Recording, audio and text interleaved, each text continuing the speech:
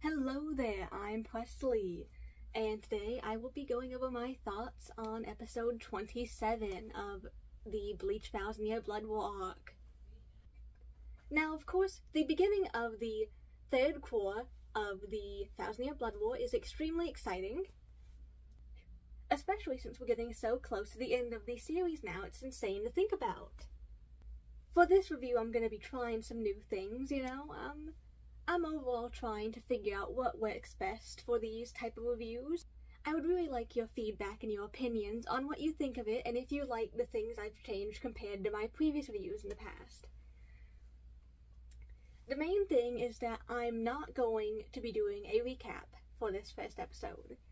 I'm going to be skipping over that, and that may or may not stay the same for future reviews. It really just depends on what people think of it. If people like that I have decided to stop doing just the recap portion of these reviews, then I will just leave them out. I'm totally okay with that. If people would prefer me to add the recap portions back, then I'm more than happy to do so. But for this first one, the recap portion is not going to be included, so let's just get into it. I'm going to just be going over my thoughts, talking a bit about it, and let's just get into this.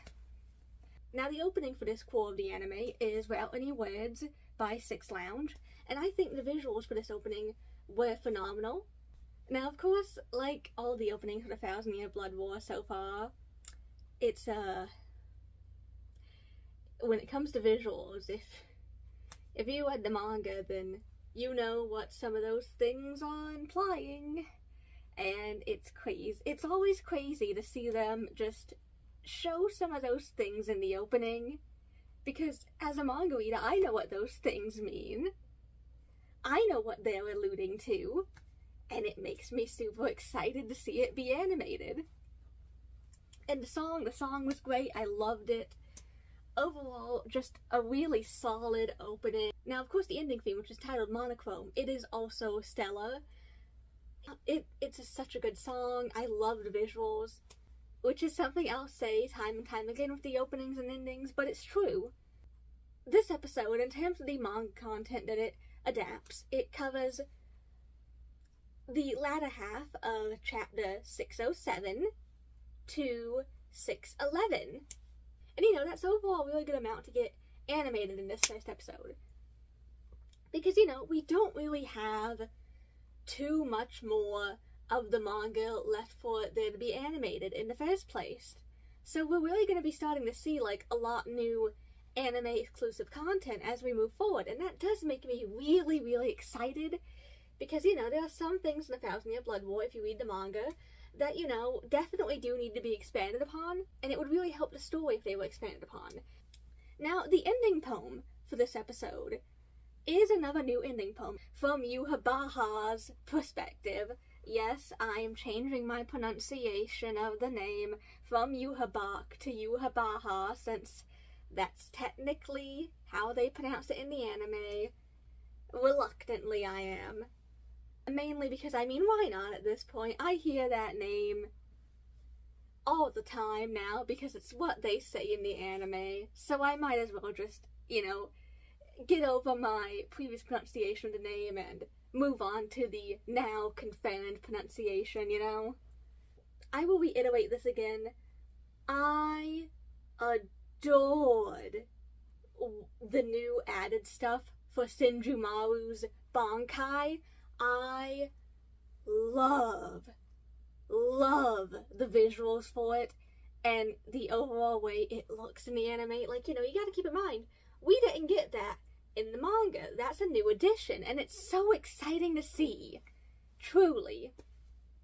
And we got to see it at the end of the last core, but we got to see it again, and we got to see a bit more of it as well in this episode, which is great. And oh goodness, the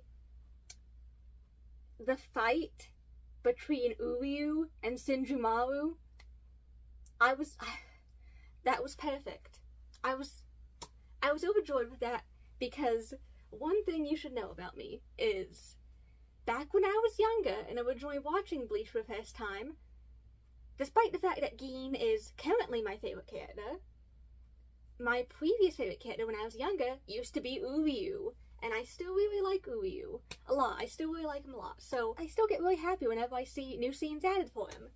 All the new stuff of Uryu that we got in this episode was great. You know, the fight between Ichibei and Yhwach, you know, it was animated great. I think personally I really enjoyed the way it translated over into the anime. Now, of course, we did get a new scene with, like, Ichigo and them while they're going up to the royal palace and stuff. You know, which was basically just added, like, you know, with, like, them acknowledging, like, oh, that's Senjumaru's spiritual pressure, you know, and all that stuff. And talking a bit about it. We get to see a glimpse at what Yhwach can truly do in terms of power. Because now he's opened his eyes.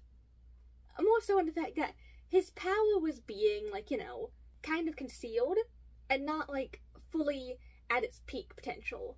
Because the 9 years for him to regain all of his strength hadn't fully passed. But they had fully passed in this episode. And, you know, obviously, that wasn't good for Ichibei. He ends up decapitating him. Pretty grisly, but, you know, at the end of the episode, he's brought back anyway through Ichigo speaking his name, so, you know, it's fine. It's fine, he's fine. And then, you know, Yhwach then does stab the Soul King. You know, not as good, obviously. In fact, quite terrible for the Soul Society, in fact.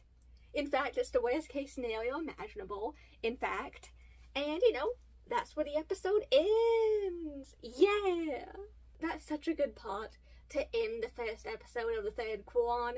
It really does raise the stakes fairly high, in my opinion, for, like, the very beginning of this core.